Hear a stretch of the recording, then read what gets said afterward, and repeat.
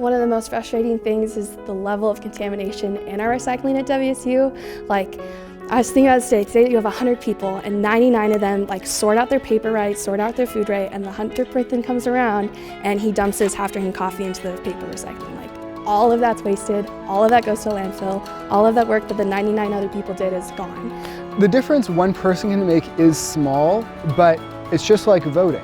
If only one person were to vote, then that person would elect the candidate. You have to have a majority of people change their attitudes or change their ways to really get a meaningful difference, but you individually are part of that difference that's being made.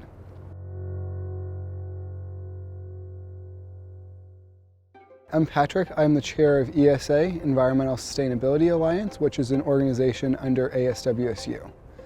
And so we are an all-campus organization dedicated to increasing sustainability at WSU. My name is KG Fitzgerald. I'm studying sustainable and organic agriculture. I am currently a senior at WSU and I'll be graduating in May. My passion for the environment, I would say, really began in middle school and high school through my involvement in different like a high school or middle school recycling club, but really grew out to just protect the environment as it's very important and it is something that we all use and are in every day, so we really should just care and work to protect it, I would say. As students, one of the biggest roles we can play is making sure that we're not part of the problem and either go full out and recycle and follow the rules and know WSU has different recycling rules than Pullman does. There's a lot of change happening in that and be educated about that. But as consumers, every single day we make decisions that support either buying plastic or not buying plastic, that support buying local or not buying local. And I think one of the biggest things at WSU that we could fix is making sure that we're sorting our food properly and then getting educated about it, reaching out to people like Rich Finch and Jason Sampson that are doing great work at the university and seeing how we can play a role in that. They're looking for people to support their projects, whether it's marketing interns or people on the campus mall advocating. If you want to make a difference, there's people here that will put you in the positions to do so. What we've seen not only is a drop in the materials that went directly to China, which was most, but also then there's just excess material, so a significant drop in prices.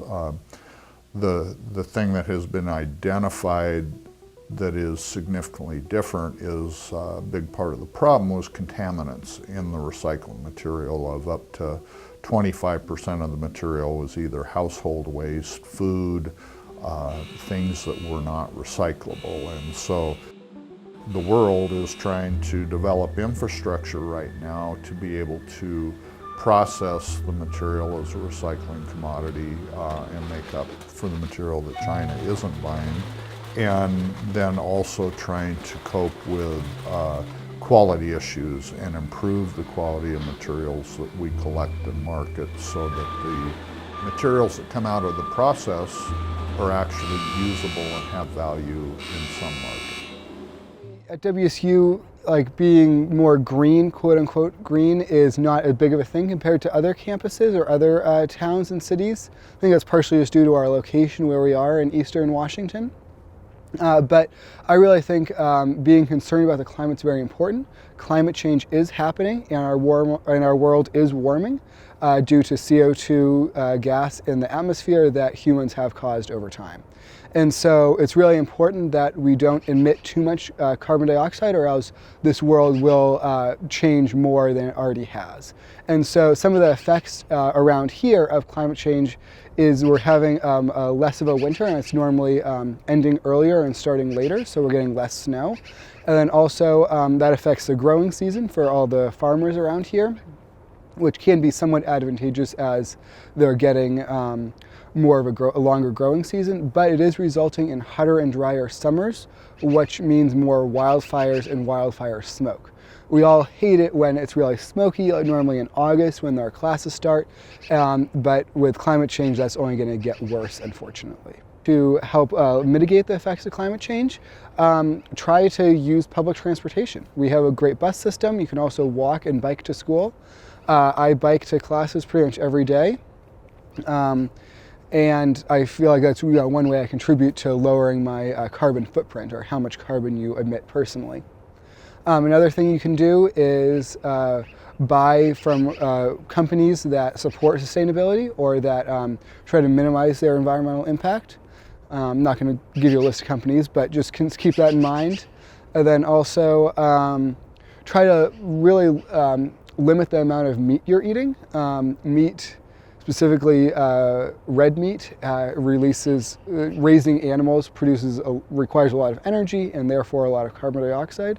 And so you can try to limit the amount of meat you consume. And feeling like satisfied with your life, there's so much more than what we're constantly being told we need to buy to feel happy. Like that's connection with your people and your community, that's love, that's, feeling that you're making an impact and that your life has meaning, right? Like that's not gonna come from something that you buy, but yet we're told every second we open our phone that we gotta buy, right? And I don't know, I think a lot of things come back to where you're spending your money and who you're voting for. Like we have kind of ignored politics for a long time. Now that we have a president likes to use social media that we like to use now, it's all over the place and there's crazy things happening and we're realizing how corrupt our politics are, and we can't just get wrapped up in the noise. Like I think some of that becomes a distraction from what we actually need to do and the work that needs to happen. It also becomes really draining, having to listen to that stuff all the day, and I think that's part of the point.